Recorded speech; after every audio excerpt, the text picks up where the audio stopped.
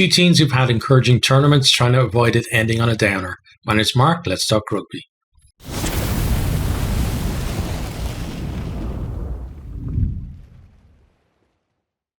Scotland versus Italy, Saturday 18th of March in Murrayfield. Kickoff is 12:30 GMT. The last six between these teams, 2022, Italy 22, Scotland 33, 2021, Scotland 52, Italy 10, 2020, Italy 0, Scotland 17, 2019, Scotland 33, Italy 20, 2018, Italy 27, Scotland 29, and 2017, Scotland 29, Italy 0. So mixed bag of results there, some of them close, some of them blowouts to Scotland, and Italy nilled on a few occasions as well. Expecting it to be closer this time around though. Odds are Scotland are 13-2 on favourites, Italy 6-1, and the draw is 50-1. Right, let's have a look at the two teams, starting with the home team, Scotland. Fullback, we have Ollie Smith. Right wing, Kyle Steyn. Centres are Hugh Jones and Sione Tuipulotu. Again, great centre combination there. Duhan van der Merwe, who's had a great tournament, is on the left wing. Blair Kinghorn starts at 10. Ben White at 9. Then into the pack. Front row is on change of Pierre Schoeman at loose head, George Turner hooker, and Xander Fagerson at tight head. Second row, Sam Skinner comes in at 4, and he partners Johnny Gray. Into the back row, then we have Jamie Ritchie at 6, Hamish Watson comes in at 7, and Jack Dempsey at 8. Onto the bench then, Ewan Ashman and Rory Sutherland come onto the bench, along with WP Nell. Scott Cummings is there as well for second row cover. We have Matt Fagerson on the bench. Ali Price, Ben Healy, and Cameron Redpath finish out to 23. Right, onto the Italy team then. Fullback is Tommaso Allen. He continues there with Capuozzo out. Pierre Bruno is on the right wing. Juan Ignacio Brex and Tommaso Melancello are the centre partners. Simone Jesse is on the left wing. Paolo Garbisi at 10.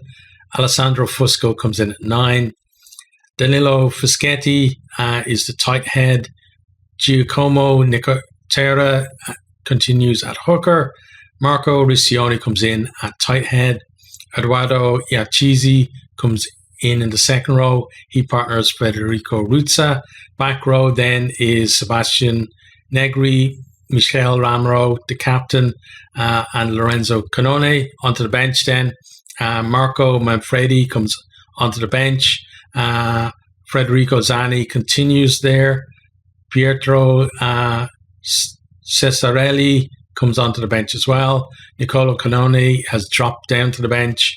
Giovanni Pentinelli, Manuel Zuliani, Alessandro Garbisi, and Luca Morisi. So they have a 6-2 split this time around.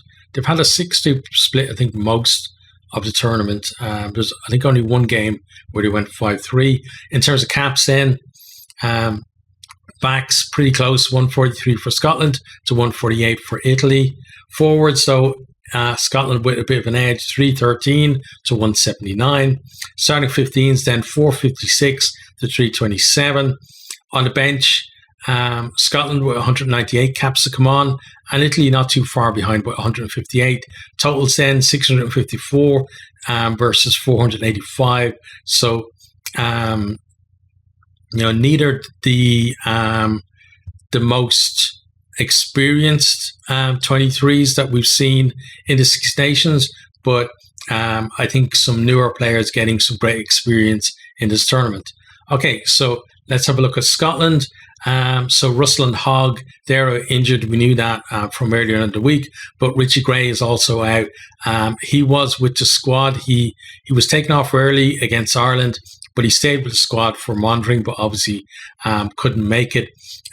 Fraser Brown, James Batty, Simon Bergen and Chris Harris also all drop out of the match day 23.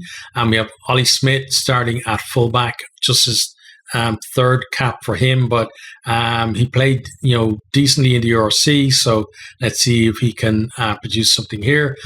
Blair Kinghorn starts at 10. Generally he's a fullback, but Townsend likes him at 10, so we'll see how he goes there. We've also got Ben Healy coming off the bench to win his first cap, potentially could replace Kinghorn, or he might replace Smith, and maybe Kinghorn goes to fullback. But a nice thing for him, because he's been out of the picture for Ireland for a long time, so it's good to see him back at test level. Sam Skinner then is in to replace Gray in the second row. The back row moves around again. They've kind of switched the back row around a bit. Mainly it's because Hamish Watson is kind of coming in out of the team. And this time, Richie moves to 6, Watson comes in at 7, and Matt Fagerson drops down to the bench. Also, WP Nell and Cameron Redpath, they come onto the bench from outside the squad. Nell has been in and out of the squad over the Six Nations as well. I think Redpath could be the first time he's been in a squad. They've gone for the 5-3 split. So basically, like Scotland, they could finish as high as second if results go their way, but that's relying on Wales really doing a job on France and Paris. A window will likely see them finish in third place, which would be the best Six Nations finish ever. So there's I'm sure some Scotland fans are a bit down after last week, but there's still a lot to play for today. And, they have had a fantastic tournament. On to Italy then. Bruno switches to the right wing. He's been switching wings most of the tournament, actually. Jesse, who's, been in great form for Zebre, he's making his debut from the left wing. He has got an eye for a try as well. So Scotland better not take their eyes off him.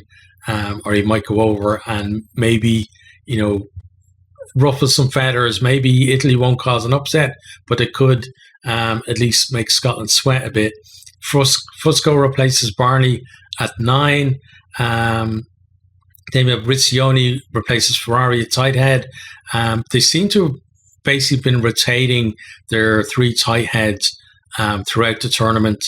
And, it's... I don't know whether it's just a tactical thing or players are carrying knocks or what the story is. It's actually hard to get.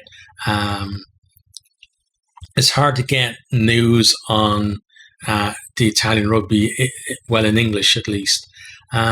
Cheesy, he replaces Nicolo Canone in the second row, and Canone drops down to the bench.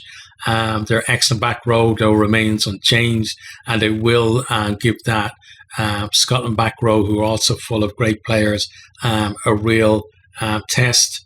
Manfredi and Cesarelli come onto the bench. So Cesarelli is basically in the squad because Ferrari drops out of the squad. So again, those 3 tight heads being rotated. Padovani, Barney, as I said, Ferrari and Bigi, they all drop out up to 23. Obviously, Italy also lost Capuozzo after round 3. And with 2 kind of, with Allen playing at fullback, now they've got 2 distributors. So very different prospect from fullback in terms of attack. And maybe Scotland won't mind kicking to Allen compared to Capuozzo, because they seem to last week not want to kick to the Irish back 3, but maybe they revert to their kicking game now that Allen is back there for Italy. Italy will be looking to atone for what was probably their worst performance of this year's tournament.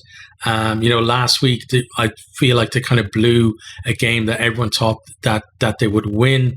They had chances within the game to score and potentially, put Wales under pressure. But I think even if they had put those away, it would have been a very tight game.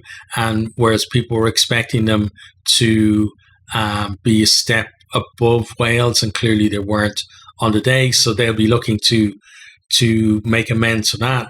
And I'm wondering as well, will they finally start kicking for territory and getting themselves, into decent positions where all that good work that they do with ball in hand is actually going to pay off for them. In terms of then, like, just overall, both teams going to be looking for positives after, tournaments where they've both clearly made progress. But they're kind of both in the same situation. Like, first 3 rounds were great. Last week was maybe a bit of a come down, and now looking to finish on the high this week.